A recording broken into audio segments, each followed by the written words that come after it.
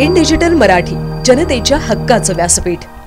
मध्य प्रदेशात एका 6 महिन्याच्या बाळाचे अपहरण झाल्याची घटना 6 मे रोजी घडली होती।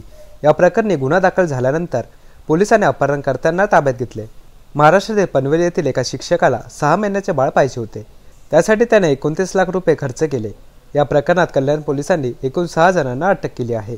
यामध्ये मुंबईतील एका रुग्णालयात काम करणारा अटेंडंट, शेअर बाजारात काम करणारी त्याची पत्नी, एक रिक्षा चालक, या रिक्षा चालकाच्या शेजारी राहणारे दाम्पत्य आणि पनवेल येथून एका शिक्षकाला अटक केली आहे।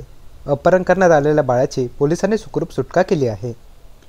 यामधील जे आरोपी आहे नितीन सोनी आणि स्वाती सोनी, यांचं जे बॅकग्राऊंड आहे मूळचे एमपीचे आहेत। इथे 6 वर्षापासून शहाडमध्ये राहतात।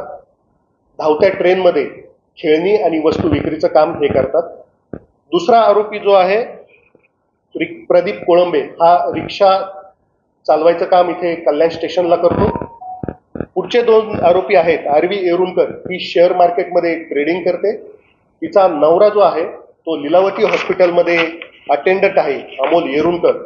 आणि याच्यातील मुख्य आरोपी, त्याच्यामध्ये जो बेनिफिशियरी आहे श्रीकृष्ण पाटील, ज्यांनी ते बाळ घेतलेलं आहे, विकत घेतलेलं आहे, हा गोळेवली महाविद्यालय, तालुका पोलादपूर येथे शिक्षक आहे।